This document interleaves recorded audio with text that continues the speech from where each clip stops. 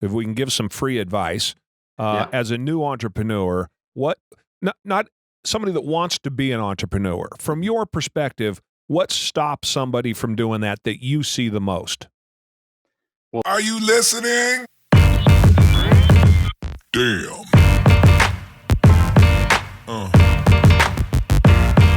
Yeah. All right, everybody. Thank you again for tuning in to the Jerry Brazy podcast. We got a real cool guest with us today. I'm excited about this one.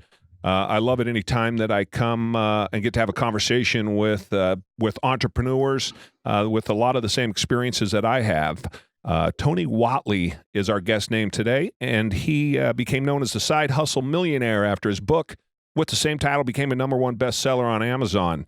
The book's just not about fiction, though. It's based on his actual story, which is what makes it so intriguing. Tony, in a past career, has had a corporate career for over 25 years and side businesses that he created, which have generated millions of dollars in profit. An active entrepreneur himself, he still owns a few businesses, so we'll want to check into that and see what's going on there. His real passion, teaching entrepreneurs how to start, scale, and sell their businesses. That's all from his brand, 365 Driven. Tony, how are you, my friend? Jerry, man, thanks for having me on the show. I can't wait to have this awesome conversation with a like-minded individual such as you, man. Yeah, let's start with your background, your upbringing. A Marine dad, moved around, I'm assuming. Let's start there. What's before you got into the entrepreneurship? Tell us about growing up and what life was like. Yeah, so my dad's family is all from the Louisiana area, and he was actually the first person in his family to kind of move out and not live in a trailer home, to give you a perspective. So he joined the U.S. Marines, and he was a Vietnam vet. And while he was stationed over there, he had met my mom. She's a Japanese immigrant, so I'm half Japanese. I was actually born on a Marine base in Japan. And then we moved to California after that when I was a little toddler. Then we ended up in Houston because that's where the work was. Because when he left the military, he worked in the chemical refineries his entire life. Blue collar, started out as laborer all the way up to plant superintendent type situation. So I learned from my parents, my mom, she was a cafeteria lady in the public school systems her entire career. So they're both really hard blue collar parents that just had a lot of work ethic, a lot of discipline. So my dad had definitely the physical and the leadership type discipline. My mom was very vigilant about education and making sure I went to school. And to give your listeners an idea of how dose of discipline I had is that my mom, she would not let me skip school for anything. I did not miss a single day of school from kindergarten through graduation, dude. Like every Right. single day. If I wasn't dying, I was getting my ass on the bus. It's because she valued education so much. Because in Japan, her generation was not allowed to have that past junior high. They were farmers. So basically the girls would go to junior high and they put them out on the farm. Wow. So she valued education because she wanted to have more and she never got that. And where my dad, he was a gunnery sergeant, man. Imagine having like a drill sergeant like as your dad. I mean, come on. You're making your bed every morning, I'm assuming. Damn, everything. Yes, sir. No, sir. You name it. Right.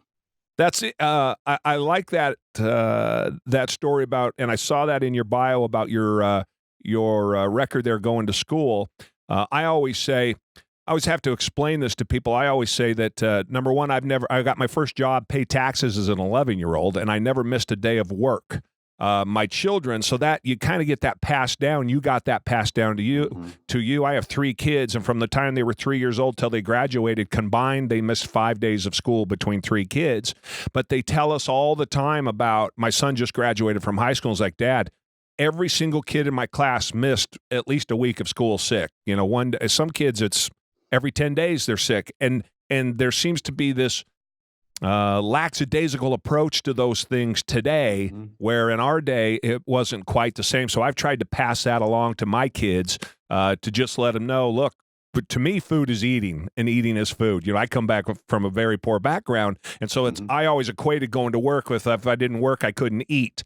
And so my kids they've had a much better life than I ever did growing up, but they've kind of grabbed onto that too. And it's not that they didn't go to school when they were sick, they took the day off. It's just when they didn't feel good, Yeah. There's a difference between not feeling good and getting up in the morning and going to school, Yeah, there's a right? difference between having the flu and just having the sniffles. Yeah, that's right. So you grow up again where? I'm sorry, you ended up in Texas? Houston area, yes, my Okay. entire life. I didn't realize this. We had this in common also. My father-in-law, my wife was born in Baton Rouge, Louisiana, Okay. and my father-in-law was in the chemical business most of his life, moved around all over the country. So a lot of familiarity with that. So when did you get the bug for being an entrepreneur? When did you get the bug to you didn't want to work for somebody? I think for me, I was always trying to figure out how to do things to have money. Even as a child, I was the one who was pushing a lawnmower around at age 12, knocking doors, seeing if I could mow grass, seeing if I could or wash their car. I was just always trying to hustle and make money because I didn't have allowance. My parents weren't going to give me money. They'd always said, "Hey, if you want to go figure out how to make money, we'll help you out. We'll encourage you that, but we're not going to give you allowance." We saw, we lived in one of the worst neighborhoods in the entire city that I grew up in, but I was surrounded by other neighborhoods that were more affluent. So I could get on my bicycle and go ride around and look at these big homes and daydream and see these extra cars in the driveway. So I was around it. And I was just always inquisitive, man. I was just like, if I saw somebody with success, I wasn't the kind of the jerk that'd be like, "Hey, how much is that?" I'd be Mhm. like, what do you do for a living? Like, what can I do to get to that? So that's Mhm. always the reframe. I drive a lot of fancy cars too. I understand you're a car enthusiast yourself, I but am. sometimes you go pull up at the gas station and somebody's like, "Hey, how much is that?" Right. It's like, if you're asking it like that, you're never going to have it. I'm just going to tell you, you're just never going to have it. If you would have just asked me like what I did or how I did to achieve that, then maybe I'll give you that answer. See, so there's a lot of people that just kind of just think that everyone can get, money is for somebody else. Like success is for somebody else. It's not for me. Nobody in my family is successful. So therefore I can never be successful. So me being an entrepreneur was just my way of just doing things to make more, just because I wasn't where I wanted to be. And I was honest with myself, and there was a time that I was working 2 or 3 jobs at a time, man. So that was all before the entrepreneurial area. I always answer that question. I'm glad you brought that up because it's on my list to talk about cars. I always answer that question no matter when I get asked, particularly if I'm in a drive-through. I answer the question by saying, I used to do what you were doing. When I was 16 years old, I worked at McDonald's. I was in that drive-through. I have told probably 20 teenage boys that I worked the same job that they're doing when I was their age, and Dude, then that was my first job. yeah. Oh, your first job too. McDonald's, dude, age Yeah. 15 through 17, McDonald's, man. I'm telling you, man, I worked there for about 10 months and I learned, I've said this before on my podcast, I learned more working at McDonald's probably than any other job I had. And things that I learned at McDonald's, I use today in my business, and boy, I was 16 then and I'm 50 now. And so just Dude. the way they put things together and the training, how simple they made it, just follow this step, follow this step, follow this step. I think everybody should work at McDonald's. Dude, you're the only one I've ever had that said that exact same thing. Because to me, I was like most kids at that age were bitching about their job and just dealing with teenage angst and all these different things. And I was paying attention to the systems and the process, and I was fascinated because remember we had the 2 different ketchup size containers for the regulars and the quarter pounders, and That's right. all the process flow and all the staging of the goods. And I was just really looking around and go, why is this place the number one place? Well, let me figure this out. So for that 2 years that I was there, I was taking a lot of notes. And I agree, like there was a lot of things that I still apply those into businesses, especially the simplification of the processes and the training, like you said. Right. Make it easier. Dude, the and more they're the complex best. it is, the harder it's going to be to get it done. It's simple to say, it's hard to do, but when you see it in practice, like I did at McDonald's, well, I laugh about McDonald's today too, and you'll appreciate this because these fucking uniforms that we had to wear back With in the the paper day, hats. if you'll remember, with the paper hats and that's exactly right. And those hats, when I went, you had to pay for the hat. And so the hat had to last. Billy probably doesn't know we had the paper hats, like you've seen in the old movies, the guys Disposable working at the hats. diner. Yeah. And the manager would write a date on it and have to initial it. And it had to work for 5 days or we had to pay a dime for a new hat.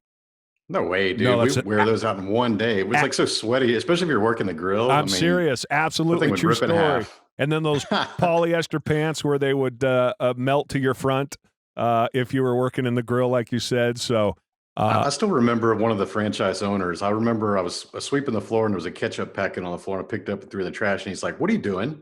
And I said, "Throwing this ketchup thing away." He's like, "Don't do that. You can rinse those off, wash them, and put them back." And I was like, "This is a ketchup packet." And He's like, that's like 0.0003 cents. And if you did that every time, it would add up over time. And I was like, wow, it's like Wow. he was really into the numbers, man. Right. Though, I mean, that's the extreme case. And certainly you wouldn't pick something up off the floor. But Hmm. it's funny that you say that, because I have something that I teach my salespeople that I picked up from don't give out a dipping sauce unless they ask Yeah. you, because it all has value. But to you, handing it out, it has no value. It's just a thing of sauce, and you just hand it through the window.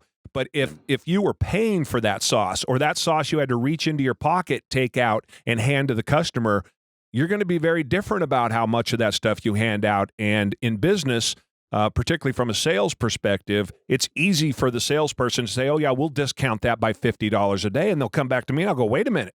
You're reaching into my pocket to take out $50 a day. When it's real money, right, you're going to approach it way differently than you will if it's just, like they say, credit cards, they spend, I think it is 17% more when you go shop at a supermarket with a credit card, as opposed to having to pay cash. And that lesson I learned working at McDonald's. All of that stuff has value. And for some reason, my mind kind of gravitated towards that 0.0006 cents or whatever it was, that was real money going out the door. And I remembered it. Again, when I started my business when I was 28, I took a bunch of those lessons and put them in place right away that I learned at McDonald's. Dude, human psychology is amazing when it goes into business and sales and marketing. And there's actually a new book that just came out by Tillman Fertitta, multi-billionaire owner Yeah. of Landry's franchise and all these different things. Well, he talked about the bread on the table. Like when you go to one of his Landry's restaurants or a Saltgrass that he owns, basically they used to bring the bread out just automatically with a little butter. And they realized that there's a lot of loss because that's actually a costly product item for as many that they throw away. So he now has the trained waiters to say, would you like bread with this? And it's still free, but it makes them go, yes, we'd like to have bread. And so now you're giving them what they want. And he realized that there's like this psychological shift because it's not just a free thing, it's something they want. So you're actually giving them happiness at the same time. See? Right. Yeah. Interesting. Then they realize they get it for free. Yeah. Yeah. So the customer experience is probably a little bit better. But Hmm. so McDonald's, and then from McDonald's, tell us what'd you do after that? So you're 17 years old, it sounds like. So I decided I was going to go to college to get an engineering degree because I wanted to work on cars. That was always my dream, to go work for Big Three and design Camaros or Corvettes or something like that. And Chevy I had to guy? get an engineering degree. I was average at math. So I was like, well, I guess I'll figure this out. And I had to pay for it myself. So I started working the chemical refineries like my dad did. And I was working as a laborer, then a welder, and then a pipe fitter. And I would do that every day. And then I would go to school at night. And it took me 7 years to finally graduate as a mechanical engineer. Now, And where'd that you was a learn? struggle. Let me interrupt you for a second. Where'd you Mhm. learn to do the pipe fitting and the welding? And tell me about that. How did that? If you just started, I guess, sweeping the floors at a chemical plant, and then you what? How do Well, you make that happen? typically when you get there and you're 18, they hand you a grinder. So you got this disc grinder and you're grinding the bevels on the end of pipes so the welders can fit them up nicely and make their weld. And if you do that good enough, they're like, hey, you got an eyeball for this. Like your angles are always right. You always got the land between the pipes like perfectly gapped. You don't have any like cuts in it that's going to screw up our weld. So like, let's teach you how to weld. So welders are kind of fun. Hey, come over here and try this. And I would just, practice with stick rod and do these kind of things. And I enjoyed it. I've always been an artist type person. I've always been very creative and could draw very well. So to me, just translating that skill into welding beads was like really not much different. It was actually easier than drawing art for me. So I got really good at that and I started doing TIG welding, and they just turned me loose on mostly on the structural steel stuff. So if I'm building like staircases and hand railings and stuff like that, you can do that with stick rod all day long, and the metal doesn't have to be perfectly clean. So you can just kind of drag that stick and make a nice bead. And as long as it's a strong weld, it's ready to rock. And so to the takeaway from that, which is something that I preach all of the time, is you hear, well, I don't know how to weld, right? I don't know what a welding job probably pays today, $50 an hour. I'm sure it's significant. I don't know how to weld. And I always say, no. Go to a job site, offer to pick up a broom. I don't know a job site in the country that wouldn't hire you and bring you on right now. There's not enough skilled laborers working anywhere. And then just work your way up. Volunteer to do anything. I'm assuming the grinding was the shittiest job in the plant. Oh yeah, I mean, and then the end of the day, you're spending that picking up burnt welding rods and cigarette butts from the fab area because you couldn't leave those there. So yeah, you're literally being a gopher, go for these parts, go for these supplies, come back and, just doing everything they ask to keep the production going. But without an education in it, you learned while you went. You learned on the Mhm. job. Absolutely. Yeah. And then they figured out I was actually good at math. So I could start adding pieces and 90-degree elbows and all these different things and gapping it right. Cause we're speaking in eighth of an inch fractions, quarter inch fractions. And a lot of people are just not good at fractions at all.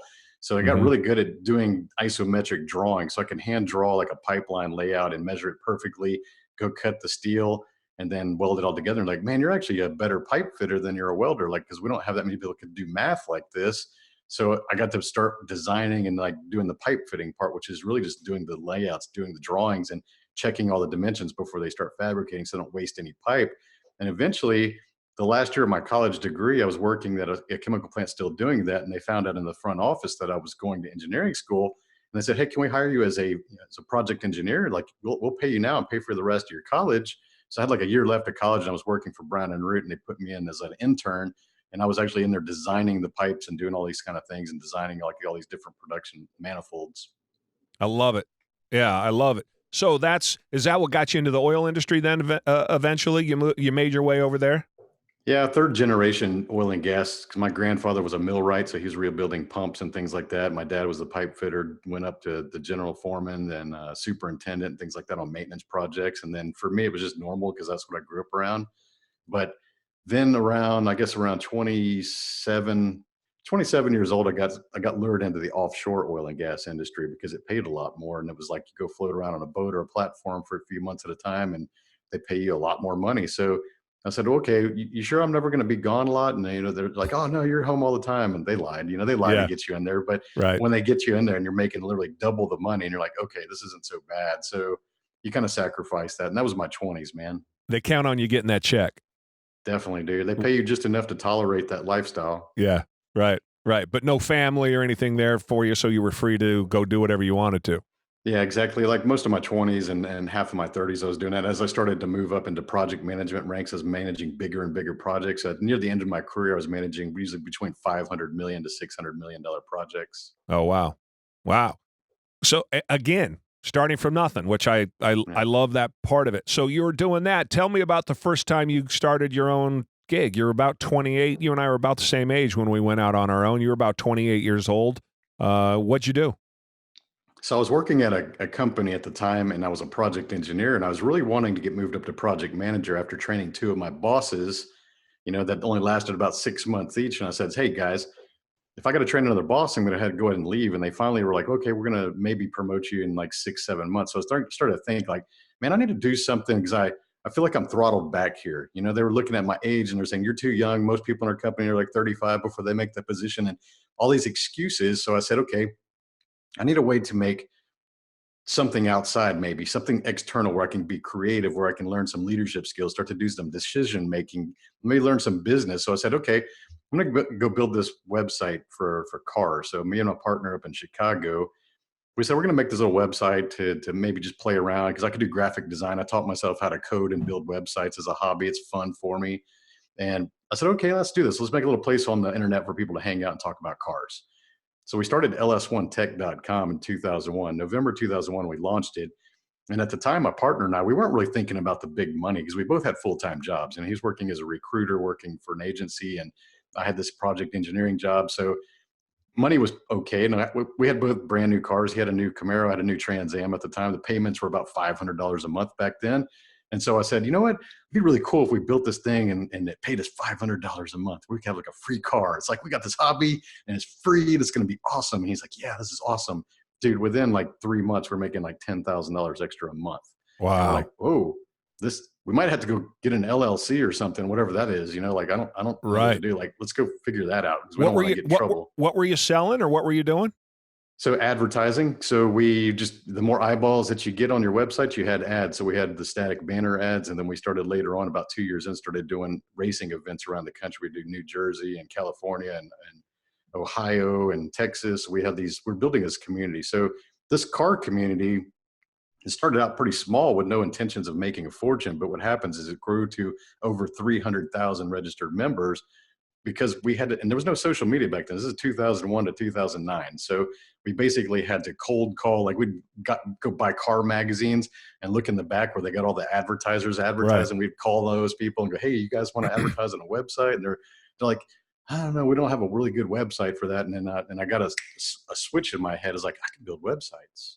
Right. So I was like, I had a side hustle within a side hustle, because when I'm floating around on a platform off on a boat, I have a lot of computer time. There's internet out there offshore. So I'm like, okay, so I'm not always working like on the deck. So I can actually do things and make money like while I'm like supposed to be like just chilling out in a TV room. It's like, no, thanks. So I started building websites so they could advertise on my website so I could get the recurring revenue.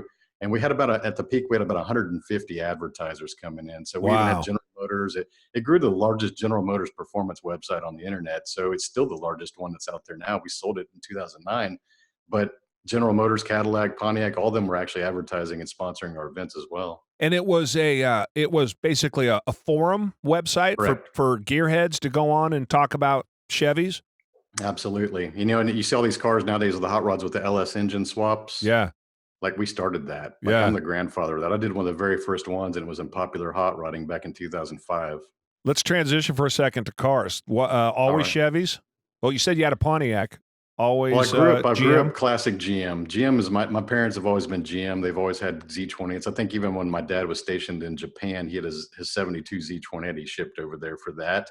So I literally rode home from the hospital in a Z28. If you think of it, I was born in 72, and he left that there when he came back to California. They bought like an Oldsmobile 442, and then we've had series of those. And then I think in high school, my mom had a 5.0 Mustang, you know, brand new, 91. Wow. And so we always had cars. My dad was always a car guy. He didn't like modify cars. He liked cars. He still loves cars, but he's not the kind of like hot rods them out. Like I went crazy. I just went off the wall on that. Yeah. So, you know, the way is like I always grew around at that. And, you know, a lot of people think I'm a Dodge fan because I got a couple Dodge Vipers out there, but I really only like Dodge Vipers. I don't really care about all the other stuff that they make. So the thing is about the Viper, that was like it was something that I was really just fascinated by back in 1996 when I was sitting there at my college desk, like broke as shit, working full time, going to school at night. I had a blue and white Dodge Viper on my cork board above my desk. And I would just look at it and go, man, someday I'm going to be able to buy a $100,000 car. And I always visualize this. So I'm a big believer of the law of attraction and just visualizing things. But I take action. I don't just daydream and go, I hope I can have that someday. I figure out how can I get that someday. And that's what happens is now I've got actually a blue and white Viper out there in the garage, and I've got a white one sitting next to it. So I like those, and I like classic GM muscle cars. So my very first car I built with my dad, 1969 Camaro. Tony, you're freaking me out, man, because the similarities here are disturbing. I had a Ford GT that I sold way too early, and when Ford announced it was a 2005. I don't remember the exact years. I think Ford announced that they were going to come out with this supercar somewhere around 2002. I had started my business in 98, but again, I was still growing it and working it, so I didn't have, two nickels to rub together.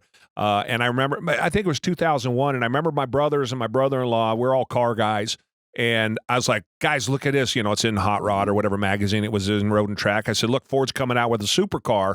It's coming out in 2005. I'm going to have one of these. Now, it was $160K back in the day. Oh, yeah. And I was couldn't be further away from $160K in 2001.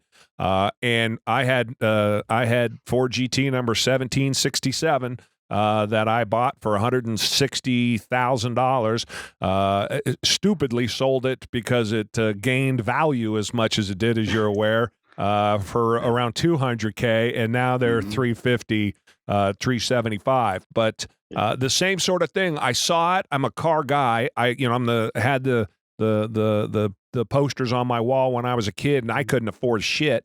But I said, this is what I'm going to go get. And it took me 4 years to get there, which just happened to coincide with when they came out. I had that thing for 6 years. And to this day, I can't think about it. I hate even telling the story because I should have never that's still sold on my the list. thing. The funny thing is my backdrop right now on my computer. I could share it to you, and you'll freak out when you see it. Okay. I'm going to share this because we're on Zoom. So you're going to get to see my screens. I want you to see what's on here. Okay. What are you looking at? Oh, that's the front end, yeah. Of what car? That's the Ford GT. Yeah. Yeah, that's the So twin. I'm a big fan of that. So that's my vision board right now. Is I'm going to have a solid white Ford Yeah, GT. So yeah, that's how's that for synchronicities? that works real well. The twin fans up front. I know it very well. Yeah, I There you love go. that. So I love that car. I love American cars. I don't have anything against the Lamborghinis and Ferraris. And people are always asking me when I'm going to buy one. It's like that'll probably be like the 25th car I would buy because I have other cars I like better.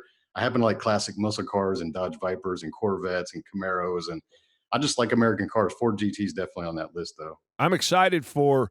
I may end up breaking my rule. I've been. Ford gave me a line of credit for $400,000 when I barely had a business in 2001. Chevy turned me down. Pretty much, Isuzu turned me down. Everybody turned me down. And Ford gave me the line of credit. And so I've pretty much used Fords ever since then because they should have never done that back in 2001. And they did. And it helped me grow my business. And I bought a bunch of trucks. And I don't know how many Fords, both for me and for the company, I've bought. I don't know, 75 probably, 100, a lot of vehicles in that time. So it paid off nicely for them. And so I've always been a Ford guy. But I love anything that goes fast. So I have an AMG 55 CLS Rentec Mercedes-Benz with 617 horsepower because it's cool and it's supercharged and it goes fast and it was hand-built. So I was never stuck on one brand. I just liked fast, and then I liked Ford because they took care of me in the early days. Then the whole thing happened in 2008, 2009, and GM in particular got bailed out.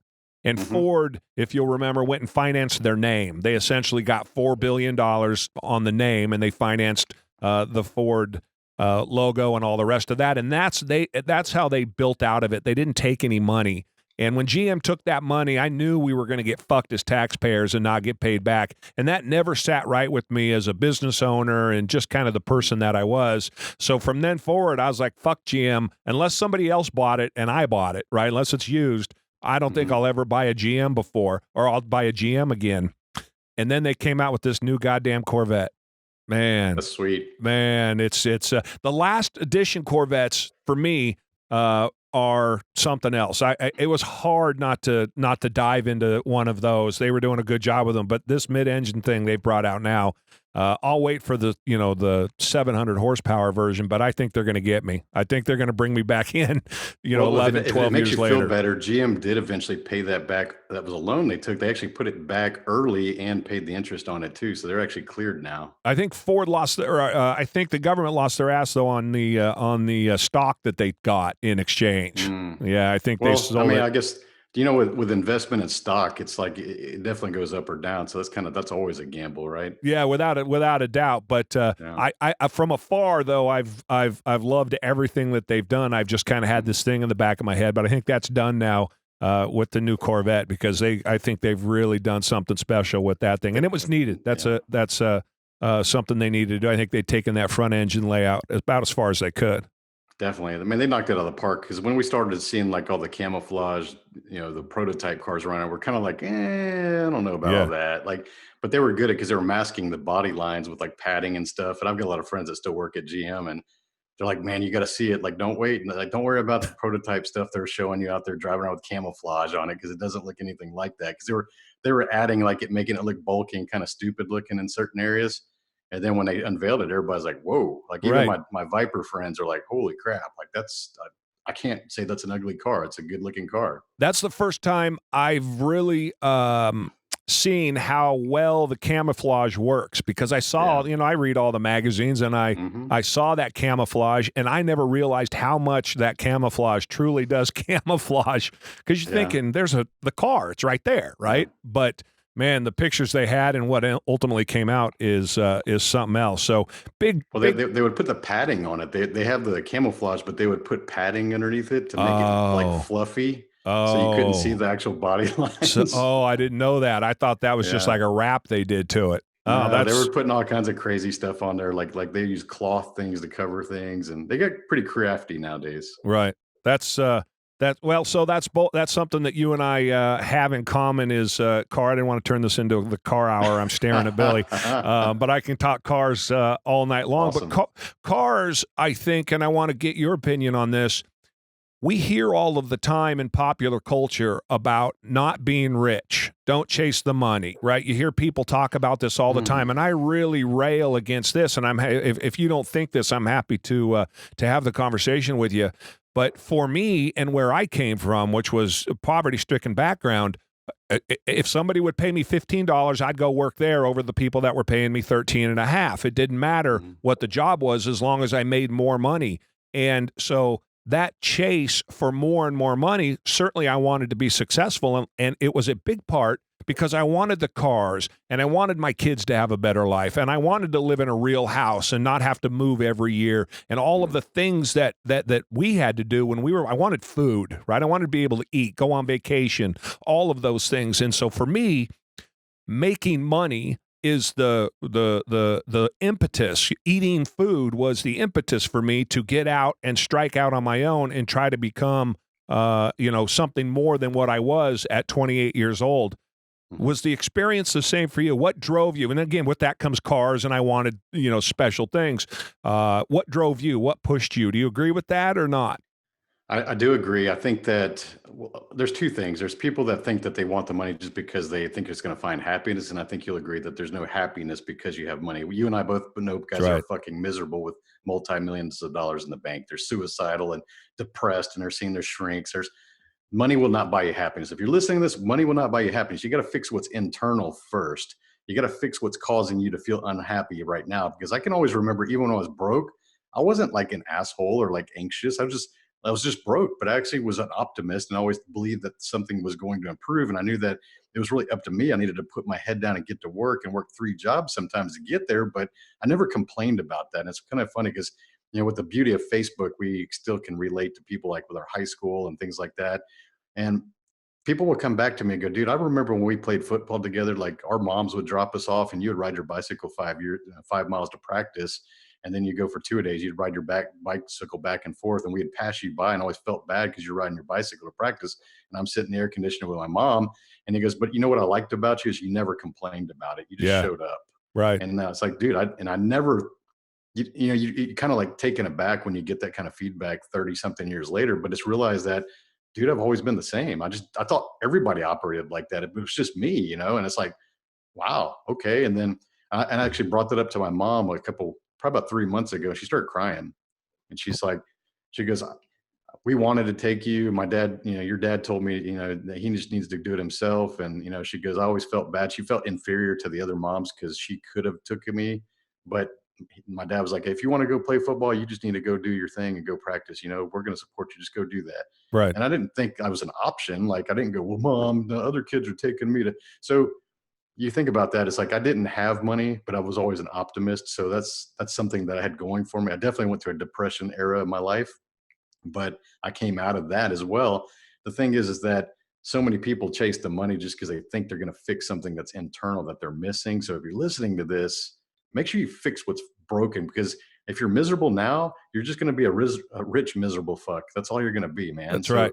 Think about that. So for me, yeah, I definitely like the lifestyle, definitely like the things that we have to do. I like to have the options. I'll tell you that I actually had more gray hair back when I was in college because I was broke and I was sleep deprived and stressed out and studying. And it was just a miserable time of my life. When people tell me they enjoyed college, I look at them like, well, you must have had a fucking scholarship. Yeah, or right. Parents had paid for it, or you had a very easy degree. I had none of those. So I was broke, stressed out, and just like anxious, and I had gray hair. And dude, I was like, this is not, what I want to be. I don't want to be like this. Like, how do I get out of that? I need to make some more money. So it's exactly like he was a motivator to kind of get away from that discomfort. Yeah. And I couldn't agree more. I've said it many times on the podcast that, if you're miserable poor, you're going to be miserable rich. It doesn't matter. Another thought on that too is, for me, I've said that I was never happier than when I was poor. And that's hard for people to understand. But the level of responsibility that comes with being a business owner and having hundreds of employees and all of the responsibility, yes, the benefits of it are great, but sometimes the responsibility that comes with it is even more so. And I look back on when I was paying half my electric bill, going, I was happier though when I did that, but I didn't have that perspective. And it's hard for people who don't have that to go, oh, listen to those two rich assholes talking about how hard it is to be rich.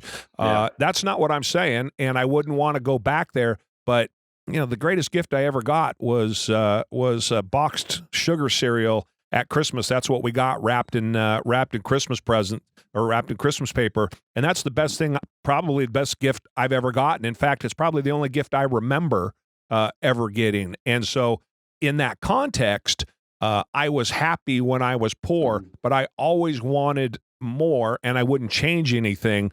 Particularly because now that I have that perspective, I think I enjoy it a whole lot more because I haven't lost that perspective.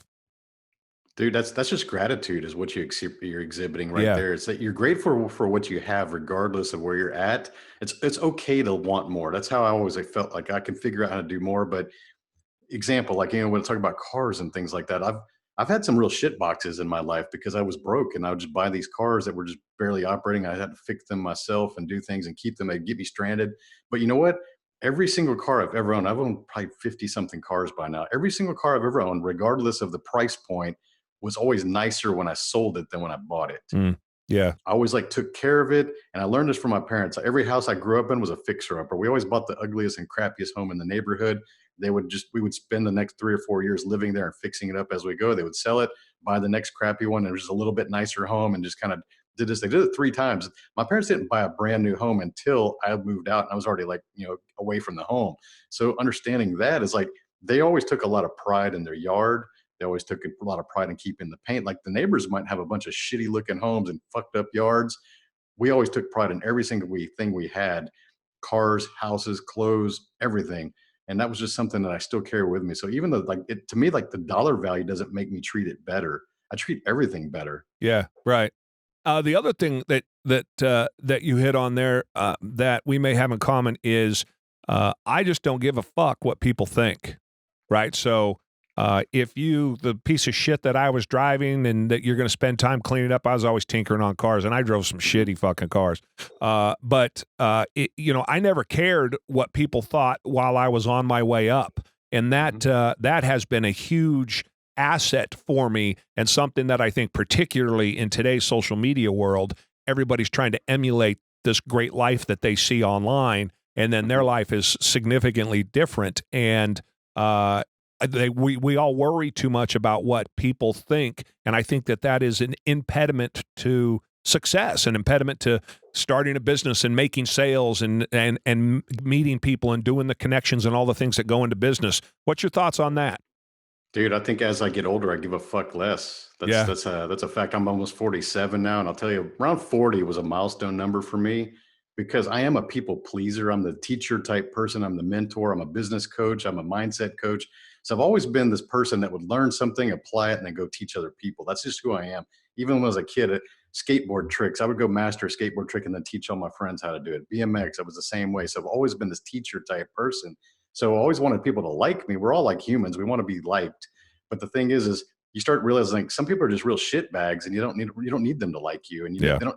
Everybody's got their 2 cents and their criticism. You don't need it. So yeah, exactly, dude. As I started getting older, I started to realize I'm not doing things to piss them off. They're just fucked up people is what they are. So I don't need to listen to those people anymore. I need to quit taking criticism from people that I don't even respect. I need to quit taking advice from people who have never done what I want to achieve, because all these people want to throw their 2 cents at you. But soon enough, you start to realize that you need to give them change back. Be like, oh, you're going to give me 2 cents? Well, here's 3 back, because I don't need your shit. You haven't done what I want to do. So I'm going to go find people who have done what I want to do, or at least have tried and failed at what I want to do, and listen to those people. Yeah, I love hearing you say that, and I'm assuming part of that, because I too, along the same lines, love to pass along what if I can save somebody from having to go through the shit that I've gone through trying to get here. I wish that person was in place when I did it. And it seems like the older you get, I've always said that I don't think you know anything till you're 40. I just don't think the hard drive has enough information in it to be as complete as it could be until you're 40 years old. And then about the time you hit 40, because I was running companies when I was 25, and people would tell me that all the time, and I fucking hated it. I was like, you're working for me, bitch. How can you say to me that you don't know anything until you're 40? I 100%. It was the smartest thing I ever heard somebody say to me. Turned out to be 100% true. And so the whole rest of the time you're spent cultivating and getting all of those experiences and spending time. And that's why probably most businesses start to succeed about the time the owners are, getting into their 40s and their 50s, I would assume. Yeah, I think as we age, we start to value time more than the money. Yeah. Now that's true. That's 100% true also. Oh, so along those lines, let's talk about what you're doing now. So you sold out of the online. Sounds like you did very well on that. 2009, not the best time to sell a business. Did that hurt you at all? No, we actually exited in 2009 after the transition, but we sold in 2007. They just made us stick around for 2 more years. So we actually sold it at the perfect timing, man. No, and just pure luck, probably, huh? Yeah, it was pure luck because nobody saw that coming. I mean, they weren't even in the same industry. It wasn't even a vertical related. So it's basically we cashed out in November 2007. And yeah, you know what happened in 2008. So 2008, I was the guy building a custom home. Right. Yeah. Really inexpensively I was compared to what say, it would have been. Yeah. Extremely cheap in 2007, 8, 9, 10. I was paying $350 a foot to have a house framed, and now it's $13-14. Yeah, exactly. I was our construction manager. He was very much, yes, sir, we'll do anything you want, sir, kind of thing. And I didn't really get it at the time because we weren't impacted by the downturn. But it was like, now looking back, I was like, oh yeah, man, no wonder they were so nice. Right. What do you got? Look at that. I call it the magic cup. Wow, you got that too. Oh man, I can't. It's some. Billy's laughing at us right now. I'm telling you what, there's some sort of magic goes on in this cup. That water, or if it's I always drink juice out of it with some water, but and ice. And I always talk about how I'll come in the next day and it has ice still in it. And I don't understand it. It'll last all night long. All night, dude. It's the greatest thing in the world. It's funny. You got the same cup I do. That makes me laugh. All right, so. Tony's got a book, sidehustlebook.net. You can find it there, 365driven.com/book. You wrote a book. How was that process? Before you tell us about the book. Well, the book was something that was rattling around in my skull for about the 5-6 years. And the thing is, I've been helping my friends and inner circle build companies for the last 15 years. They've always come to me like, hey, I'm going to start this thing or a side hustle, whatever it is, like a business. And I say, okay, I'll teach them how. So I've helped firms build 7- and 8-figure companies of their own. And they're always telling me, like, Tony, you should be doing this full time, man. You got a real knack for this. And you've done it so many times. And dude, I was just this bullshit excuse. I was like, well, I've got this job and it's paying me multiple 6 figures and I've got businesses. So I'm really busy and all these self-limiting beliefs, right? Sunk cost fallacy because I paid for my own college. I got 20 years experience and I was managing 9-figure projects. So it was a lot of things that like seemed really good on paper, and that was what kept me from wanting to leave and finally go just do it full time. So that's what I'm doing full time now. Is I have an online retail company for automotive wheels. That was a spinoff from that side hustle that I created. That's been 12 years and running. It's like an 800,000 revenue type company, 15 minutes a day. And then this is the coaching things, like my passion, my legacy project. So I help people now come up with their ideas with their business, learn how to start their businesses from scratch, scale them out, and maybe have an exit plan for them. Because as you know, only about 1% of companies ever get sold. So it's very unusual to find people with that experience willing to share that experience as well. And I just love it, dude. So I wrote this book to really be able to scale my message out. Because when I first thought about this, dude, I was not the right person. Like, if you would have interviewed me 2 years ago, you probably wouldn't have, because I wouldn't have sounded like this on the microphone. First of all, I've been scared to come on here. I'd have been like going and just quiet, monotone. Just really, I could have the most amazing story, but I didn't have the conviction or the energy transfer to do that. I had to invest in myself, public speaking coaches, getting more reps, doing a lot of videos. For that first year, I did a video every single day on social media to get more reps, and they sucked, dude. The first ones were terrible. I get it. I actually show those old videos when I go do a speaking event. That's us. And I make sure that this was me 2 years ago, so I want to blow them away. And if your listeners are fine, let's go look me up, 365 Driven on Instagram, and go scroll back to like June of 2017. You're going to see like the first few videos of me sitting in my truck making these videos, really feeling fucking awkward and like not looking at the camera and monotone and just boring, and had a good message, but just didn't know how to convey it. So the book was a way for me to teach people how to think their ideas through, evaluate them against each other, share a little process, real simple mathematics, look for ways to really create a business that's going to, satisfy their time requirements or financial requirements, and walks them through the marketing and social media marketing and the branding and why it matters and why you should name your company what it is. And kind of, it's a hand holding guide that gets you from ideation all the way to operation, just startup. I want you to have that first company. That's what the book is about. So that's the book side. Somebody buys the book, they read through it. Now they want to hire you to help them. Is that, Yep. I mean, for your consulting side of the business, what's your target demographic? Who are you looking for? At what stage is somebody going to come talk to you, or what do you hear the most? Is it somebody that's established or somebody that's looking to be established? Who's your customer base? Well, I'm doing different programs for that. So I understand there's different price points. People have different comfort levels. So the entry level would definitely be the book. It's almost like a lead magnet or a loss leader to try to get them Sure. in the door, understand. And then I got the podcast. That's more free information, about 100 episodes itself. So you think about that. That's the free information. I got a lot of guests like like we bring people on. That's how to get more credibility, more audience. And then if they want to go into a group coaching thing, I have an online thing I'm actually scaling out right now. It's about 12 episodes, and I'm working with a live group to really build that out right now. And so when that's going to be available, it's going to be a low price point, automated type online course, because I want to be able to have that accessible to people who can't afford the one-on-one coaching. And then I'm going to do the mastermind with maybe 15 to 20 people that are more probably like 7-figure type business owners that want to get to 8 figures. Mm-hmm. And then the one-on-one coaching, I really want to start cutting back on that because it is a lot of time consumption and it doesn't scale as well. Because when you're doing one-on-one, I love doing it, but it's really still trading time for dollars, and Right. that's not what I preach. So if someone wants to do the one-on-one at that point, it's going to be at a price point that's not going to be like accessible. So that's the way you do these with these coaching things, is really just have the different price points and kind of help people graduate through each program. But I think it's important to understand that it's all about finding people that can teach you what you want to learn. So most people come to me right now, they're usually earning probably between 200,000 to 500,000 a range is what I would say on the average, regardless of what their company size is. Cause I've got some that got, high 6-figure companies as a solopreneur. And I've got some that are 7 and 8-figure companies on the low end on those. So they're kind of just, they're looking to really build their personal brand, maybe, or some confidence, or maybe they want to go stand on stages, maybe want to build an audience around their brand. So they're coming to me for that because I really just try to live that example day to day. And what would you say then, if you're talking to a new entrepreneur, if we can give some free advice, Yeah. as a new entrepreneur, not somebody that wants to be an entrepreneur, from your perspective, what stops somebody from doing that you see the most? Well, the one thing that stops people from doing almost anything is the fear of criticism and judgment of other people. And we touched on that. You're worried about people talking shit about your failures is why most people don't start. And it's the same reason that you see the stupid meme that goes around once in a while. It says like, hey, Jerry, hustle hard in silence and let your results speak for you. Like Yeah. if you see that meme and you give it a like, you're dumb. Like call your Right. shots, put it out there, like have some accountability, because until you have the discipline to actually go execute things, you need that external accountability. So for when I wrote it out, I still hold it out there. I still put things out there. Hey guys, I'm going to write a book. Awesome, dude. What are you going to write about? I'm going to teach you guys how to write a business or start a business. Like, awesome, dude. And I say, okay, what kind of questions do you want answered in this book? And now I'll just answer their questions. I'd write the book that the people want. I'm validating the project before I even start on it. I said, okay, I'm going to write a book. It's going to be a #1 bestseller.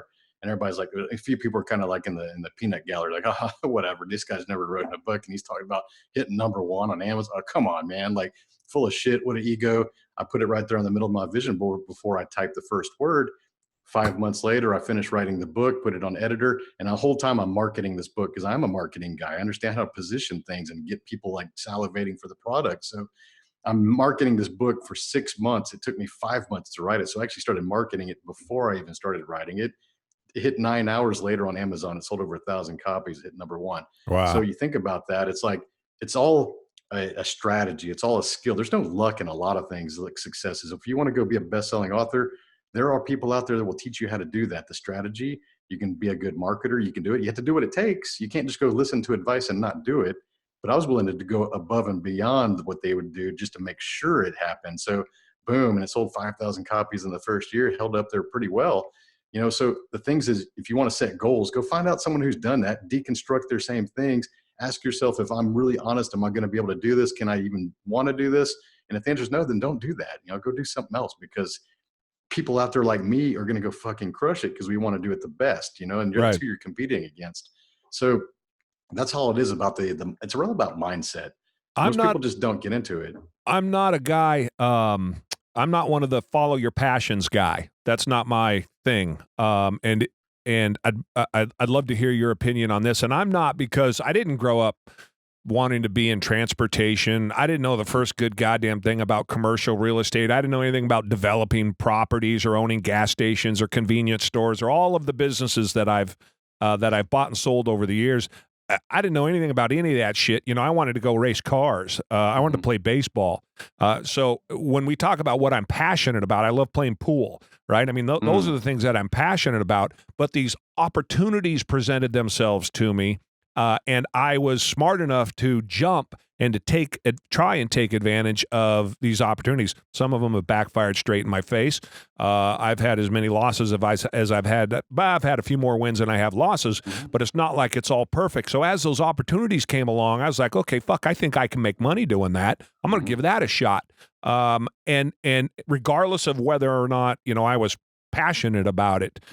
So I'm not the guy that says follow your passions and work happy and that's the key to everlasting life. That's not my thing. What's your thoughts on that? I am the passion guy only because I've done things in the corporate career that I wasn't passionate about. I was extremely good at my job and they paid me well to be there, but I didn't love it. Yeah. So if you operate in a job like that, and if you're listening to this and you're working a job that you're good at and they pay you enough, that's the amount they pay you just to not to chase your own dreams. That's really the truth, man. You tolerate what you work for. So think about that. And it's like, okay, so the car thing was always my passion, right? So I started those business. They made a lot more money than my normal job did. So that kind of shows me it never felt like work. And that's the thing for me. It's like if you're working within something you're passionate about, an industry, a hobby, or just something that you love, it could be dogs, it could be food, it could be travel, whatever the hell it is that you want, that you enjoy. Like the best way to describe your passion is when you go to a bookstore and you see all those magazines on that rack, and there's like hundreds and hundreds of them. What is that one magazine that you go pick up that you read cover to cover before you start to make it to the checkout counter? That's going to give you an indicator of the industry that you might want to consider building something in there, maybe a product or a service or something that's in that industry. Because when you start to build within that passion zone, now it doesn't feel like work. You're going to get up out of bed like, man, I can't wait to do this. Let's go do this. And so the thing about, I think what your case is like, you got all these different businesses going on. So you kind of, I think your passion was maybe just business itself. Yeah, that's what I say. Like, it's the game yeah, of business yeah, and the competition. That's it, dude. Yeah. It's a game. To me, it's totally a game. Like the scoreboard is just the money. That's all right. it is. It's like, it's a game. And here's the regulations and laws and taxes. Those are the rules of the game. So the thing about that is like, it's a game. I think it's and I love that we defer a little bit on this, because I think that it's the game has a score, like you said, and the score is how much money you make. And the competition is as fierce as anything you'll ever experience. And for me, that's what I love. I would be self-limiting, I think, though, if I only went into those arenas on things that I'm passionate about, while an opportunity passed by right in front of me that I could score with, if you will. So that's kind of where I come from. I love the game of business. Whether or not it's something I really love doing or something that I just really don't care about, but I want to do it as well as I can. I want to make as much money as I can. I want to be as efficient doing it as I can. I want to crush the competition as much as I can, and then either sell it and go on to something else or stick with it. Yeah, I think it also depends on your role within those organizations that you're talking about too. Because if you're an investor or an advisor, you're sitting on the board, that's a little bit different than when you're having to go knee deep and like hands deep on this kind of a build up or startup of this other thing. Because here's the thing is a lot of people focus on trying to make money. And what happens is that's their weak purpose. They don't really want to make impact. They're just trying to make money. And the people that do that, they're just kind of, they start to quit easier. When your purpose is purely money, that's not really strong. You end up quitting too soon. So what happens is that these people need to think about, like, they need a stronger purpose. Like my purpose is to create an impact on generational legacy of millions of people. So I'm going to do that by teaching them confidence and business principles, things I have a lot of passion about. So the thing is that when you are not operating within your passion zone, especially in a sales capacity, what's going to be happen is you're not going to transfer that same level of energy as someone that is passionate about that subject. And those people that are passionate about that subject and you're kind of the fraud, they're going to blow past you because they can just put out that energy, and they're working a lot more hours and they're just more committed. So Sure. it kind of benefits you to kind of, I think for solopreneurs, especially like the side hustles, like do something you enjoy, because nothing's going to suck worse than coming home from a job that you fucking hate and then working on a side hustle that you fucking hate. Right. All right. 365 driven. That was a quick hour, man. That went by fast. Tony, I appreciate you coming on. I really do. Tell us how to get a hold of you, how the audience can get in touch with you. Everything's on my one website, 365driven.com. So 365driven.com. You'll find links to my book, my podcast show, and everything else that I'm doing out there in the cyberspace. What's the next car? What's the next car? Yeah. Man, that's a good question.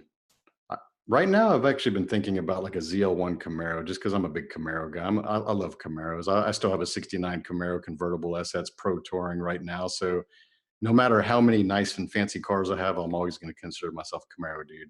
And you, is that the one you built? I think I saw something that you took one from a body and built it out.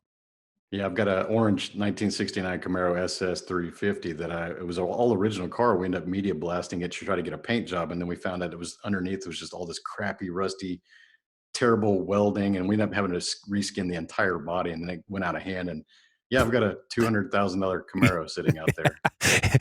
I've done it. It goes out of hand really quickly. You can find Tony in this episode. Will be at jerrybrazy.com/our guests, Tony Whatley. All his links will be attached there. And Tony, I appreciate it very much.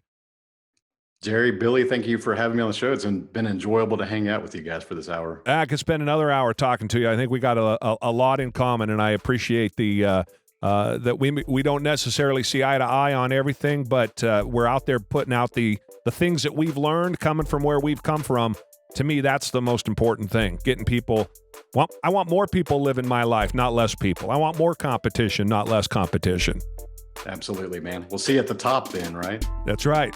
That wraps up this episode, everybody. Thanks for tuning in. Be sure to check us out on YouTube and Instagram, Facebook, iTunes, Google, Reddit, Jerry Brazy on all of them. Send us your questions to questions@jerrybrazy.com. And remember, people, opportunities are everywhere. You got to go get them. Peace out.